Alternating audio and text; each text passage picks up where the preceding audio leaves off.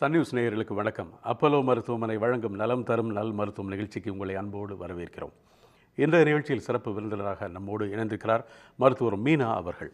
வணக்கம் டாக்டர். வணக்கம். எங்களோட குழந்தைகள் நல சிறப்பு சிகிச்சை மருத்துவர். இந்த நியோநாட்டல் அப்படின்னு சொல்லக்கூடிய ஒரு விஷயத்தில் பெரிய நிபுணத்துவம் பெற்றிருக்கீங்கிறத நான் அறிகிறேன். தாயினுடைய வயிற்றுக்குள் குழந்தை இருக்கும்போதே அப்போ அந்த குழந்தையினுடைய ஒரு வளர்ச்சியை மானிட்டர் பண்ணுவாங்க மருத்துவர்கள். அந்த வளர்ச்சியில் ஏற்படுற குறைபாடுகள் இதை வயிற்றுக்குள்ளேயே சரி பண்ணுறது, கர்ப்பத்துக்குள்ளேயே வெளியில் வந்த உடனே சரி பண்ணுறது அப்படின்னு 2 பிரிவுகள் இருக்குது. இது நியோநாட்டினுடைய ஒரு பக்கம்னு வச்சுக்கலாம். இன்னொரு பக்கம் குழந்தையினுடைய வளர்ச்சியிலேருந்து எல்லாம் நல்லா தான் இருந்தது, குழந்தை பிறந்துருச்சு, ஆனால் எதிர்பாராத சிக்கல், இதுக்கு நியோநாட்டல் தேவைப்படும். அப்போ இந்த 2ல் நியோநாட்டல்னு சொல்லக்கூடிய பகுதி எங்கே பெரிய பங்கு வகிக்குது? நார்மலாக ஒரு குழந்தை பிறக்கிறது 40 வாரம் 37 வாரம் கழித்து பிறக்கும். அது 10 மாதம் நம்ம சொல்லுவோம். ஒரு பேபி 37 வாரத்துக்கு முன்னால் பிறக்கிற குழந்தை ப்ரீடர்ம்னு சொல்லுவோம். இப்போது நம்ம நாட்டில் 28 வாரத்துக்கு மேலே எந்த குழந்தை பிறந்தாலும் அதை நாங்கள் ரிசசிட்டேட் பண்ணி பாப்பாவை நாங்கள் என்ன சொல்கிறது, அதை சர்வைவ் பண்ண வைக்கிறதுக்கு என்னெல்லாம் எங்களால் முடியுமோ அது நாங்கள் செய்கிறோம். அது நிறைய இடத்துல நம்ம நாட்டில் செய்கிறோம் இப்போது. ஆனால் 24 வாரம், அது 6 மாதங்கிற ஒரு வயசு நியூபார்ன் பேபி இன்னும் மதருடைய வூமில் இன்னொரு 4 மாதம் இருந்திருக்கணும். அந்த பாப்பா வெளியே வந்தால் ஒரு 600, 700, 800 கிராமில் அந்த பாப்பாங்களை பார்த்துக்கிறது தான் நியோனட்டாலஜிஸ்ட் உடைய வேலை. அதில் நிறைய ஒர்க் நடக்குது இப்போ எங்கள் ஹாஸ்பிட்டலில். There are lots of centres. குறைப்பிரசவம் அப்படிங்கிறது ஒரு காலத்தில் 10 மாதத்துக்கு கொஞ்சம் குறைவாக இருந்தது, 8 மாதமாக இருந்தது, 9ங்கிறது போய் இப்போ 6 மாதம்னு வருது. ஸோ 6 மாதம் 5 மாதம்னு அந்த 10 மாத குழந்தையினுடைய வளர்ச்சியே இல்லாமல் 12 வாரங்களில் பிறக்க வேண்டியது இத்தனை மாதத்துக்குள்ளே பிறக்க வேண்டிய கணக்கெல்லாம் மாறி போய் அது குறைஞ்சிக்கிட்டே வர்றதுக்கு என்ன காரணம்? ஐ திங்க் பாப்புலேஷன் இன்க்ரீஸ் ஆனதுனால நம்மளுக்கு நிறைய பிறக்கிற மாதிரி தோணுது. 2வது வே ஆஃப் லைஃப். இப்போ எல்லோரும் ஐ திங்க் வீட்லேயே ப்ரெக்னென்ட் ஆன பின்னாடி வீட்லேயே லேடிஸ் ரெஸ்ட் பண்ணி இருக்கிறது இல்லை, நிறைய பேர் வேலைக்கு போகிறாங்க. And I think there is no such thing as ஏன் இவ்வளோ சீக்கிரம் குழந்தை பிறக்கிறதுங்கிறதுக்கு காரணம் மதர்ஸ்க்கு இப்போ சீக்கிரம் இன்ஃபெக்ஷன் வந்தால் அது நாங்கள் அது யூஸ்வலாக இந்த வேலை கைனகாலஜிஸ்ட் ஆப்ஸ்டெட்ரிஷியன் தான், அந்த ஓபிஜி தான் அதை பிடிக்கணும். அவங்க தான் அந்த இதெல்லாம் பார்த்துக்கிறாங்க.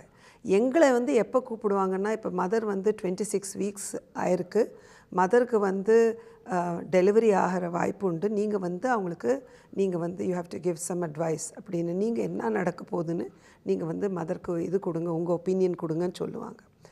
ஏன் நடக்குதுன்னா இன்ஃபெக்ஷன் தான் பெரிய காரணம். அது பர்த் கெனாலில் எதனா ஒரு இன்ஃபெக்ஷன் வந்தால் ப்ரீடேர்ம் டெலிவரி நடக்கிற வாய்ப்பு ஜாஸ்தி.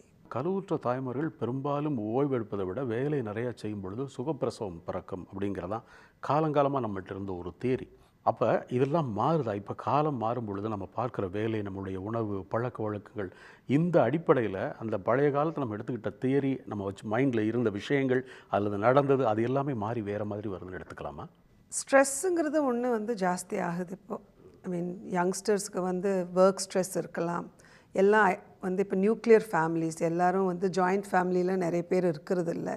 ஸோ பெரிய குழந்தை ஒன்று வீட்டில் இருந்தால் அந்த வேலையும் தாயின் தகப்பன் எடுத்து செய்கிறாங்க. பட் அப்போ ப்ரெக்னென்சியில் maybe that could be one of the reasons. But commonest reason preterm deliveries ஆகிறதுக்கு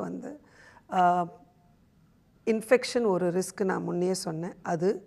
அண்ட் மதருக்கு other comorbidities like blood pressure, high sugars, இல்லைன்னா வேறு எதுனா அனட்டாமிக்கல் ப்ராப்ளம்ஸ் ட்வின் டெலிவரிஸ் இருக்கலாம், ட்வின் ப்ரெக்னென்சி இருக்கலாம், அதில் சீக்கிரம் பிறக்கலாம் குழந்தை.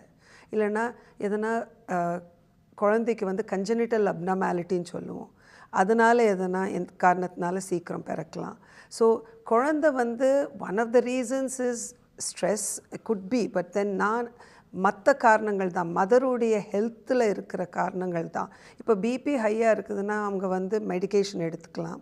பட் தென் வேலைக்கும் போக வேண்டியதாக இருக்கும். So it doesn't add up. So அவங்க இந்த மாதிரி நிலைமையில் எப்போனா ப்ரீடேர்ம் டெலிவரிஸ் ஆகிற வாய்ப்பு உண்டு.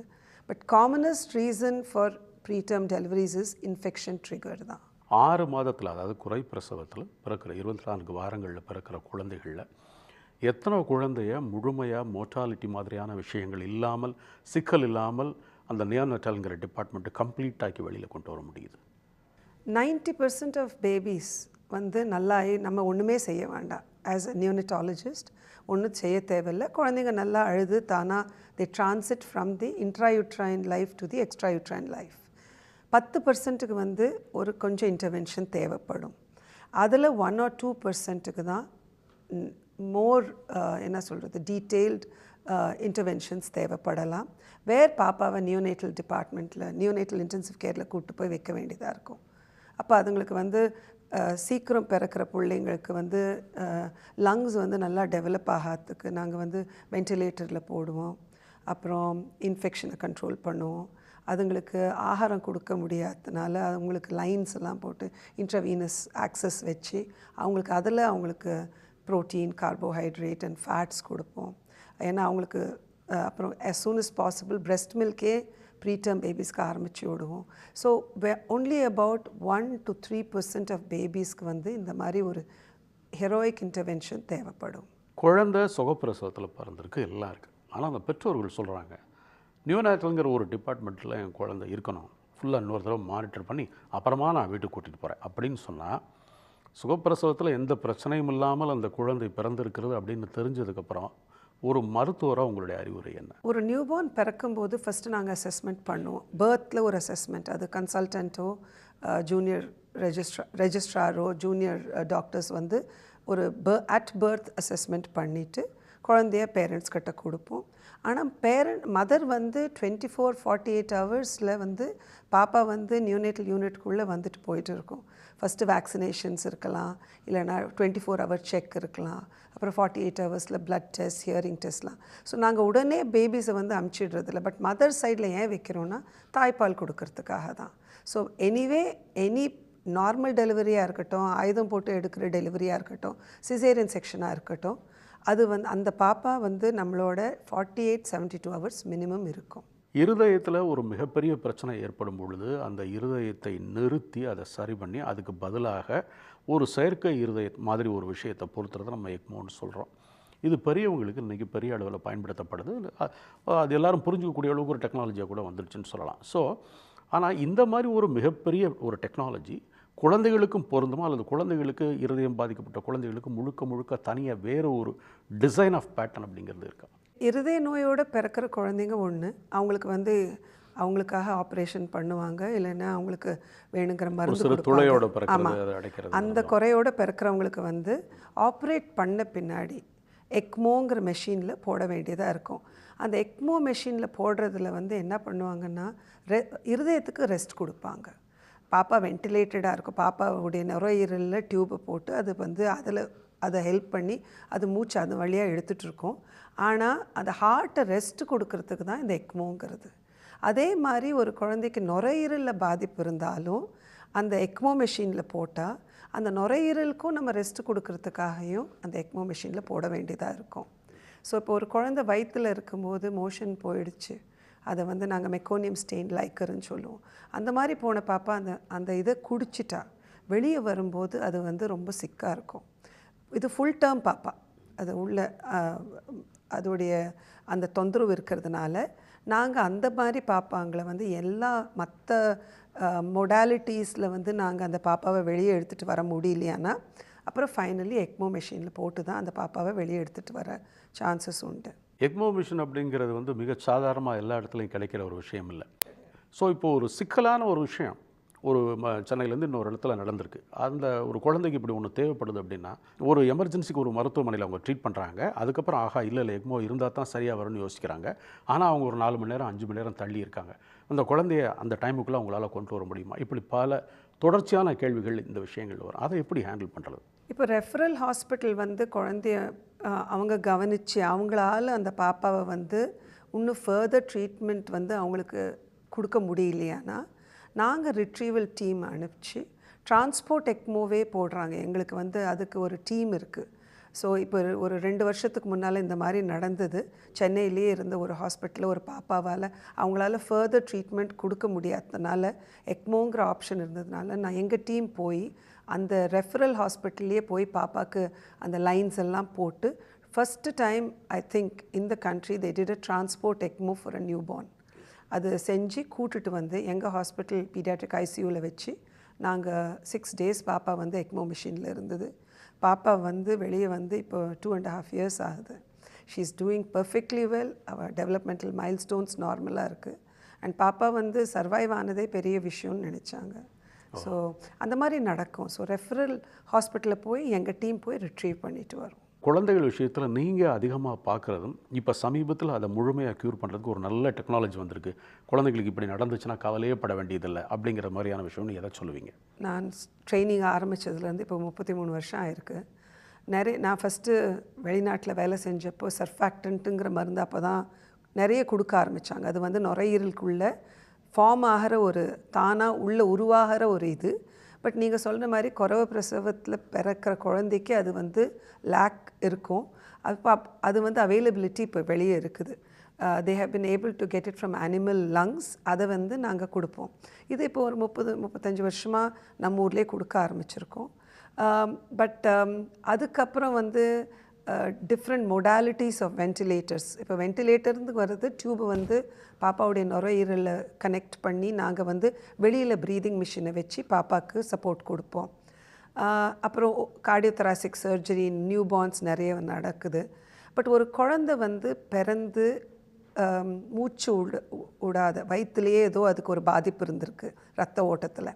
வெளியே வந்த பின்னாடி குழந்தை அழுறதில்ல. குழந்தை ரொம்ப லிம்பாக அப்படியே ஃப்ளாட் பேபின்னு சொல்லுவோம். அது வந்து பர்த் அஸ்ஃபிக்சியான்னு சொல்லுவாங்க. அதுக்கு மூளைக்கு போகிற ரத்த ஓட்டம் கொஞ்சம் பாதிப்பு இருக்கும். கொஞ்சம் இல்லை, நிறையவே கூட இருக்கலாம். அண்ட் பாப்பா வந்து அப்போது அதை வந்து நாங்கள் சப்போர்ட் பண்ணணும்னா இப்போ எவ்வளவு நேரம் அழுகலைன்னா இந்த குழந்தைக்கு இந்த பிரச்சனை நீங்கள் கண்டுபிடிப்பீங்க? அது நாங்கள் 1 minute நாங்கள் ஸ்கோரிங் கொடுப்போம். யூஸ்வலாக பர்த் அப்போ ஆப்கார்ஸ்னு ஒரு ஸ்கோரிங் இருக்குது. அது 1 minute கொடுப்போம், 5 minutes கொடுப்போம், 10 minutes கொடுப்போம். அது ரொம்ப குறைவாக இருந்தால் 2-3 அப்படி இருந்தால் திருப்பி 5 minutesலேயும் பாப்பா ஸ்கோரினுடைய அடிப்படையில் ஆமாம் பாப்பா இம்ப்ரூவ்மெண்ட் இல்லை. அப்புறம் there are other scores for this. பாப்பா வந்து இப்போ வந்து அதோடைய அவுட்கம் புவராக இருக்கும். பாப்பா சரியாக மூச்சு எடுக்கலை, அதுக்கு ஃப்யூச்சரில் வந்து அதோடைய பிரெயின் வந்து பாதிக்கப்படும் அப்படின்னு நினைக்கும் போது கூலிங்குன்னு ஒரு இது இப்போது நிறைய வருஷமாக வெளிநாட்டில் செய்கிறாங்க. நம்மளும் நம்ம ஊரில் செய்கிறோம். நம்ம ஊரில் அது வந்து நிறைய மேஜர் பெரிய சென்டர்ஸில் செய்கிறாங்க. பட் நாங்கள் சக்ஸஸ்ஃபுல்லாக நாங்களும் ஹோல் பாடி கூலிங் செஞ்சு இப்போ ஒரு 5 வருஷமாக செய்கிறோம். அதில் வந்து அவுட்கம் சூப்பர்பாக இருக்குது. என்ன டாக்டர் அந்த டெக்னாலஜி அதை சொல்லுங்களேன். கூலிங்னா அது என்ன பண்ண? அது வந்து நீங்கள் சொல்கிறத பார்க்கும்போது மூளைக்கு போகிற ரத்தம் அது தடைபடுறதுனால குழந்தையினுடைய பேச்சு நின்று போயிருக்கு அல்லது சவுண்டு அப்படின்னு சொல்கிறீங்க. ஸோ கூலிங் அப்படிங்கிற ஒரு மெத்தடு இந்த மூளைக்கு போகிற ரத்த ஓட்டத்தை சீராக்குமா அல்லது வேறு வழிகளில் இது செயல்படுமான்னு தெரிஞ்சுக்கிறக்காக கேட்குறேன். இது ஒரு ப்ரீஃபாக வந்து ரத்த ஓட்டம் குறைஞ்சதுன்னா வந்து என்ன ஆகும்னா பாடியில் இருக்கிற எல்லா ஸ்ட்ரக்சர்ஸ்க்கும் ரத்த ஓட்டம் குறையும். அது இருதயமாக இருக்கட்டும், அதோடைய கிட்னிஸாக இருக்கட்டும். ஒரு இடத்துல குறைஞ்சா எல்லா இடத்துலையும். ஏன்னா ரத்த ஓட்டங்கிறது வந்து தாயுடைய பிளசண்டாலேருந்து போகிற அந்த பிளட் சப்ளை வந்து எதனா அதுக்கு டேமேஜ் ஆச்சுன்னா, இம்பீடன்ஸ் இருந்ததுன்னா பாப்பாவுடைய மூளையிலேருந்து கால் வரைக்கும் பாதிப்பு இருக்கும். ஸோ நாங்கள் என்ன பண்ணுவோன்னா அந்த மாதிரி பாப்பாவை வித்தின் 6 hours இப்போ வந்து வெளியில் பிறந்த பாப்பாவை கூட்டுட்டு வந்து நாங்கள் கூல் பண்ணணுன்னா பாசிவ் கூலிங் செய்ய சொல்லுவோம். பாப்பாவுக்கு நீங்கள் வந்து நாங்கள் வார்மரில் போட்டு பாப்பாவுக்கு வந்து பாடி டெம்பரேச்சரை மெயின்டைன் பண்ணுவோம். அது பண்ணாதீங்க, வார்மரை நிறுத்தி வைங்க, பாப்பாவை கூலாகவே வைங்க. ஆனால் கூட்டிட்டு வந்துட்டு நாங்கள் அந்த கூலிங் ஒரு எக்யூப்மெண்ட் இருக்குது. அது தட்டாக கோல்டாக இருக்கும். இப்போ நம்மளை வந்து 33.5 அந்த டிகிரி சென்டிகிரேடில் பாப்பாவை நாங்கள் 3 நாளைக்கு வச்சுருப்போம். தலையிலேருந்து கால் வரைக்கும் இந்த டெம்பரேச்சர் மெயின்டைன் பண்ணுவோம். அண்டு 3 நாள் கழித்து தான் பாப்பாவை மெதுவாக ரீவார்ம் பண்ணுவோம். இந்த மாதிரி கூலிங் செஞ்சால் ஒரு பாப்பாவுக்கு பர்த் அஸ்ஃபிக்சியால் பிறக்கிற பாப்பாவுக்கு ஹோல் பாடி கூலிங் செஞ்சால் அது நியூரலாஜிக்கல் அவுட்கம் வந்து இவென்ச்சுவலாக much better then when you don't do it. Cooling அப்படிங்கிற ஒரு விஷயத்தை நீங்கள் சொல்லும் பொழுது அது ரொம்ப எளிமையான ஒரு வார்த்தையாக தெரியுது. அப்போ பார்க்கும்போது நமக்கு கேட்கும்போது என்னது கூலிங்னா ஒரு கூலாக ஒரு இடத்துல வச்சுருப்பாங்க போலங்கிற மாதிரி தெரியுது. அது இயல்பாகவே நீங்கள் ஒரு மிஷின்னு சொன்னதுனால, ஒரு கருவின்னு சொன்னதுனால, பாப்பாவுடைய உடலை முழுக்க குளிர வைக்கக்கூடிய ஒரு இயந்திரமாக அதை எடுத்துக்கிறதா, இல்லை அதுக்கும் வெண்ட் மாதிரியோ மற்றது மாதிரியோ அதுக்கு பொருத்தப்பட வேண்டிய சில லைன்ஸ் எதுவும் இருக்கா? அதை வந்து ஒரு கூலிங் மிஷின்னு சொல்கிறதோட ஒரு கூலிங் பேட், ஒரு பெட் மாதிரி இருக்கும். சரி. பாப்பா ஆக்சுவலி நல்லா அதுக்கு குளிரும். அது பாவம் ரொம்ப பரிதாபமாக தான் இருக்கும். பட் அதை வந்து அந்த மாதிரி சஃபர் பண்ண விடாத நாங்கள் அதை எப்போனா அது வென்டிலேட்டரில் இருந்து தானா அது வென்டிலேட்டரில் கனெக்ட் ஆகிருக்கும். எப்போனா வென்டிலேட்டர் தேவைப்படாது. ஆனால் அந்த 3 நாள் நாங்கள் ஃபீடும் பண்ணாத வச்சுருப்போம். வாய் வழியாக அதுக்கு பால் கிடைக்காது. அதுக்கு வந்து மற்ற லைன்ஸ் போட்டுட்டு அதில் நாங்கள் அதுக்கு வந்து ஐவி பேரண்டல் நியூட்ரிஷன் கொடுப்போம் அண்ட் ஆன்டிபயோட்டிக்ஸ் கொடுப்போம். பாப்பாவுக்கு கஷ்டமாக தான் இருக்கும். நம்ம யோசிச்சு பாருங்கள், அது வந்து அதுக்கு துணி இல்லாத ஒரு கோல்டு பெட்டில் படுக்க வச்சு அதை பட் அதோடைய அந்த என்ன சொல்கிறது, அந்த பிரெயினில் ரிலீஸ் ஆகிற அந்த ஒரு சர்டன் கேஸ்கேடுன்னு ஒன்று சொல்லுவோம். அதை வந்து அது it puts a stop to it. So பாப்பாவுக்கு வந்து இவென்ச்சுவல் அவுட்கம் அது வந்து பிரெயினை வந்து பாதிக்கிறது. அதுக்கு ஃப்யூச்சரில் வந்து பாப்பாவுக்கு வந்து லேர்னிங் டிசபிலிட்டியோ நடக்க முடியாதையோ அந்த மாதிரி எதுவும் இருக்கக்கூடாதுங்கிற நியூரலாஜிக்கல் டிசபிலிட்டி வரக்கூடாதுங்கிறதுக்கு இது ஒரு பெரிய டிஸ்கவரி. அதை செய்யலாம். அதோடைய இருதயத்தையும் நாங்கள் செக் பண்ணி பார்ப்போம். அது நல்லா வேலை செய்யுதுன்னா அதுக்கு எதுவும் செய்ய தேவையில்லை. கிட்னி ஃபங்க்ஷன் நல்லா இருக்கா, பவல் இது, ஏன்னா எல்லா பாடி ஆர்கன்ஸுக்கும் they can be the blood supply can be என்ன சொல்கிறது ரெட்யூஸ்ட்.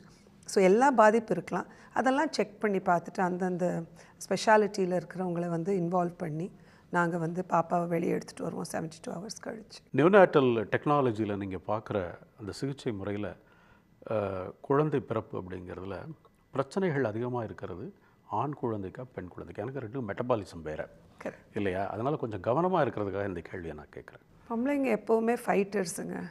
அதனால் பொம்பளை பிள்ளை பிறந்து ஒரு ப்ரீடேர்ம் பேபி பொம்பளை பிள்ளையாக இருந்தால் எங்களுக்கு மனசில் கொஞ்சம் குளிர்ச்சி தான்.